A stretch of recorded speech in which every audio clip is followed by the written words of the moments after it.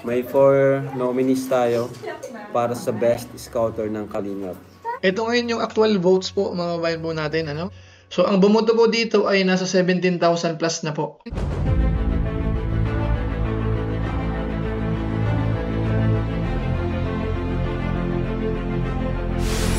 Ayun, shoutout guys. Muli po, welcome to my YouTube channel. Ito po si Kuya July, ang inyong katugang, ang inyong kalingap na muling bumabati po sa inyo ng magandang araw, magandang gabi. Sang sulok man po tayo ng mundo naroon at sa araw na ito, panibagong vlog po tayo. Pag-usapan po natin yung patungkol po sa mga scouter ng Team Kalingap dahil sa pagkakataong ito, magkakaroon po ng award.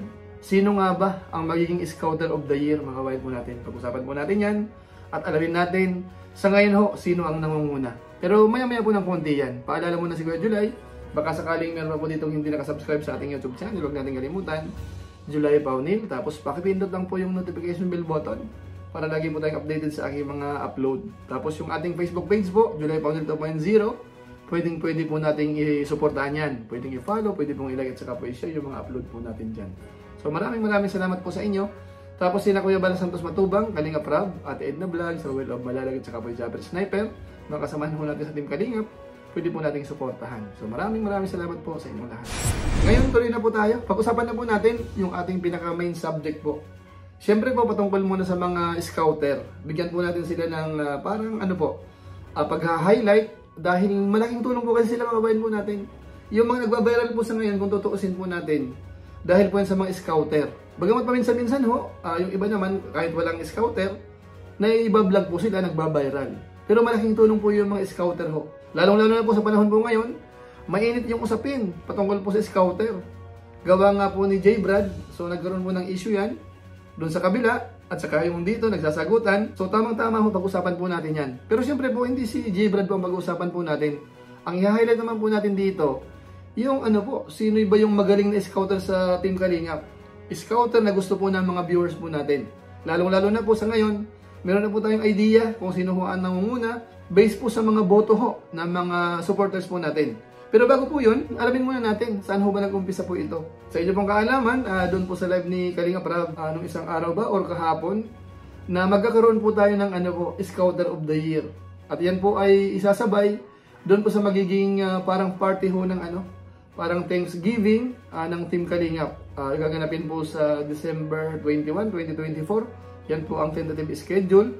So hindi pa natin sigurado kung final na po yan or mababago pa. Pero sa ngayon po, yan po yung natatandaan po nating binanggit po. At doon po sa live ni Kalingap Rab, mga kabayan natin, ito nga po, nagkaroon po ng parang 4 na nominees.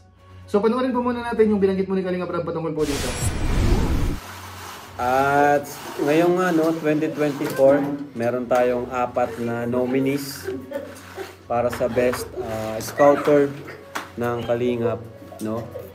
May 4 nominees tayo para sa Best Scouter ng Kalingap this year, 2024. And gusto kong magbigay ng award sa kanila, no?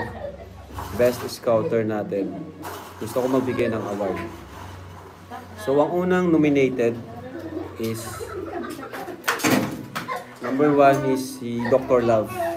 Yan. Palapakan natin si Dr. Love.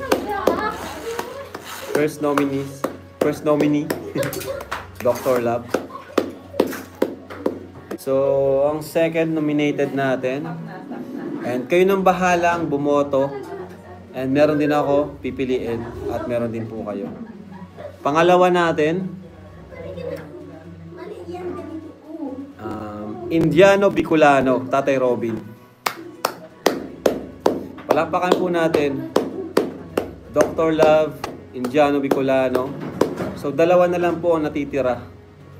Yan, ito po ay pinagmitingan namin, pinag-usapan namin ng mga Board of Directors na Kuya Bal, no? Si Kuya Bal mismo, kinausap po din siya kung pabor siya sa 4 na nominated na ito.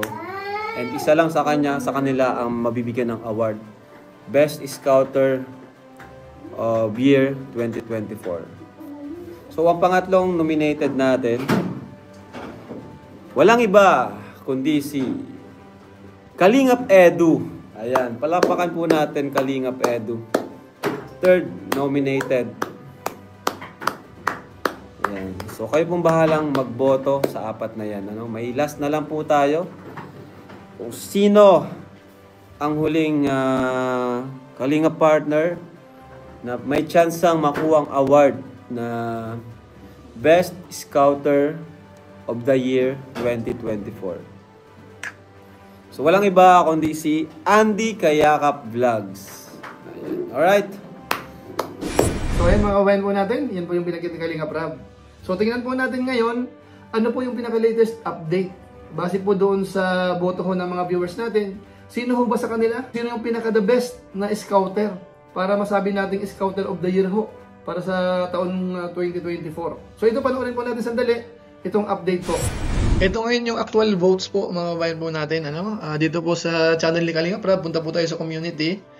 Bali, yung tanong niya po, Scouter of the Year nominees. So meron po tayong 4 po dito. So ang bumoto po dito ay nasa 17,000 plus na po. So kung makita po natin dito, ang nauna po ay si Kalingap Eds, meron na po siyang 67%. Tapos ang pangalawa po dito ay si Andy Kayakap Vlogs, 17%.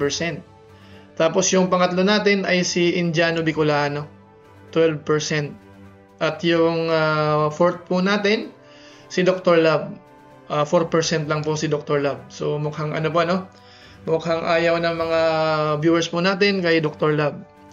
So sa ngayon, mukhang nakakalamang po si Kalingap Eds po dito dahil 67% po. So yun po ang latest update. Bagamat hindi pa po ito tapos, araw-araw ho, nadadagdagan po ang mga boto ho. Pero ang status po sa ngayon, nakakalamang po si Kalingap Eds. So ayun mga kabayan po natin, kita po natin, medyo nakakalamang po si Kalingap Eds dito. 67% na ho. So medyo mahirap-hirap na pong habulin po yan. So siguro tingnan po natin yung mga supporters po nung iba, baka sakaling kayanin pa. Dahil sa ngayon po, 17,000 na ho yung bumoto, mahigit 11,000 na po ang bumoto kay Eds. So ibig sabihin, malayo-layo po yan, doon po sa second, sa third, at saka po doon sa fourth. Pero syempre po, matagal pa naman po. Hindi ko lang po sigurado kung anong date po yung parang maging deadline po nito. Pero yung pagboto ho hanggang ngayon ay tuloy-tuloy po yan. Nice. So ayan po mga kababayan po natin, yan po yung update po natin patungkol po sa mga scouter na kung saan sila naman po yung hina-highlight po natin dito, nare-recognize ng Team Kalingap yung magagaling po na scouter. Kaya masasabi natin sa ngayon, yung congratulate na po natin. Una yung 4 syempre, kasi maraming scouter po ang Team Kalingap, sila po yung pumasok doon sa parang pinaka-nominees. So may mga criteria naman po silang ginamit po dyan, at sila po yung nakapasok. Kaya kung sakali man po hindi sila ang manguna dito, at least naging nominee po sila. Malaking tulong na yon. Kaya congratulations po sa 4. At siyempre po sa ngayon, i-congratulate po natin si Kalingap Eds dahil siya po ang nangunguna dito nga po sa ginagawang pagboto ng Team Kalingap. So maraming salamat po sa mga viewers po natin.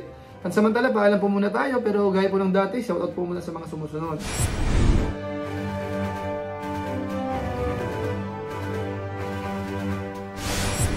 Tapos maraming salamat din po sa ating mga kasaman sa COOS, Kalingap OFW Organic Sponsors, sa inyo pong patuloy na pagsuporta po sa mga pabahay program ni Kuya Bal Santos Matubang at saka po ni Kalingap Rab. So maraming salamat po sa inyo.